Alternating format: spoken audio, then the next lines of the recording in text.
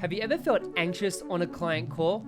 Let's be real, it's super intimidating when you have a call with a client, but it doesn't have to be. Here's how you can overcome the fear of talking to your client on a live call. So what you need to do is you need to be prepared, because if you're not prepared, you're not going to be confident. And for me, what I usually do before I get on the call is that I use Calendly to send an invitation in the DMs or an email. I can use my Chrome extension and I can copy and paste the link really easily.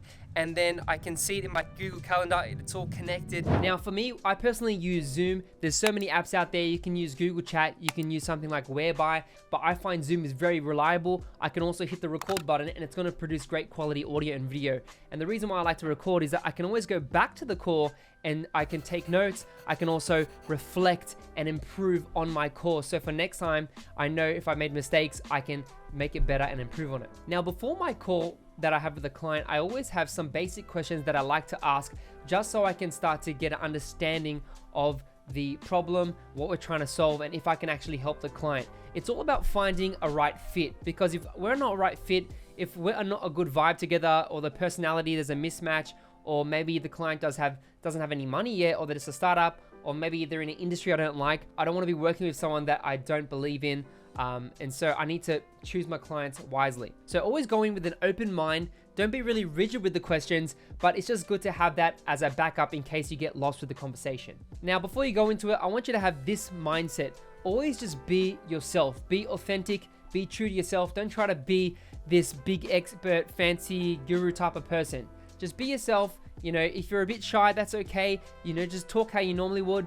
Obviously, like, bring the energy, bring the positivity as best you can, and, you know, speak confidently to the client, and also try and give eye contact, especially if it's on a video call. They can read your body language, they can sense your energy. Take interest in the person. Remember, you're here to serve the client. You're not here to try and close the deal and just get the money. You know, yes, that's part of it, but you're here to serve them, get to know them, understand their pain points, understand their problem that they're trying to solve, understand why they're doing what they're doing. And so it will help you tailor your pitch to their specific needs once you start to understand the depth of their business. Build that genuine connection, because remember, it's all about trust. And you build trust by building rapport with someone, by showing that you care, by showing that you're actually hearing that person, because clients want to feel understood and heard. So make sure that you pay attention, especially in this call. Now, here are a few questions you can use as a base. You don't want the sales call to go heaps long. You want to keep it short, 15 minutes, and you don't want to go for hours, because it's not a discovery call. This is just a short client call. So some of the questions are, what's the business about? What's the problem you need help with? So is it do they need help with a logo, a website? Is it a brand strategy? Is it, a redesign, a new brand name? Ask, what it is. And then ask why they need that and why they think they need it. Because typically the first answer they give is not really why they need it. Asking why, it helps you to dig a bit deeper to understand the core problem. Because it might not be a design problem, it could be a messaging problem or a marketing problem or a strategy problem. So you really want to see if you can help them. Because if it's just design, you might be good at design and you can help them there. But if it's a bit deeper into strategy, maybe you're not good at that, you might need to refer it to a strategist friend that you have. Another question you can ask is like, what's stopping you from achieving this goal? So that gives you some ideas of, maybe it's their mindset, or maybe it's, money or whatever it is. So it helps you analyze that. And then you can ask, like, are you currently earning income from the business? How much a month roughly? And so some designers like to ask, like, what's your budget? But most of the time, people don't really have a budget. They're willing to spend money, especially if it's like a bigger business. They've got a marketing budget allocated to design and branding. But if it's a small business, they might not have money. So if they don't have money and you try and pitch them your service, they're gonna be scared to make the deal, because they're not gonna have the money, right? So you want to sort of get an idea of, okay, where are they sitting at? Are they making sales? Are they not?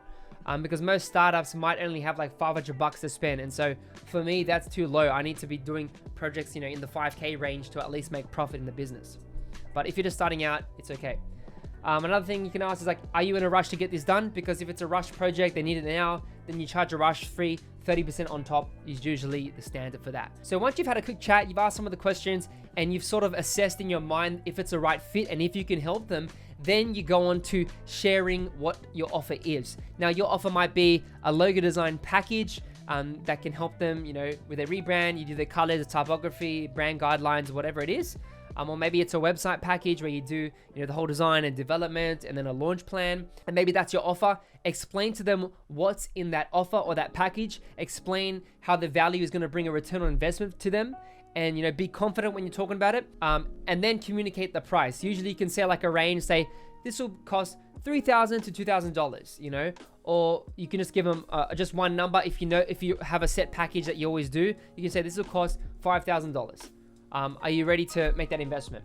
And then, some people say yes, then boom, you go on to the next steps. If they say no, and maybe your price was too high, then maybe they're not a good client for you, or maybe you just didn't assess them correctly at the start. At the end of the day, if they're not a right fit, then you can refer them to another freelancer. Or what you can actually do is like, you can follow up with them. Maybe they say, oh, let me think about it. I need to talk to my wife or whatever. Sometimes people say that, you can give them space. Don't put too much pressure.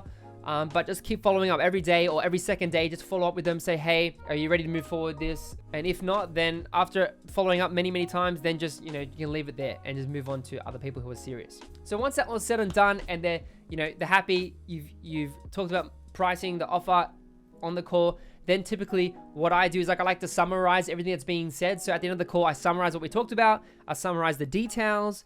And then after the call, I basically send a summary in an email to them, which is super cool. And then I go through my onboarding process. Now, my onboarding process will be in another video, but typically that's what I do. And basically I have next steps to the client.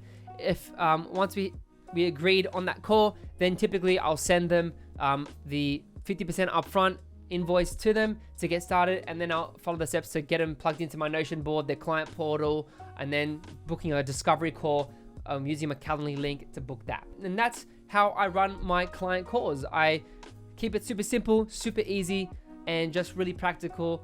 And at the end of the day, you only get better by facing your fear and by doing it over and over again. I used to be shy back in the day. I used to hate going on calls. I used to just do emails, but I realized the power of getting on a call with someone and having conversation. You build so much more connection and rapport with them, and it's worked so much better because I can close more deals that way. So if you do want to watch me do a live client call similar to this on a discovery session, I have 3 bonus discovery calls that I did with clients in my brand discovery template pack. You can buy that at my store at jeremymura.com/store, and you can get it for $29. It will help you. The bonuses in there, but you also get the template itself as well. It's really great if you need help with doing discovery workshops with your clients. I hope these tips and strategies helped you for being more confident on your next client call. If you do want to learn how to earn more in your freelance business, you can check out my video right here on how I'm able to earn 6 figures a year doing freelancing and working with clients.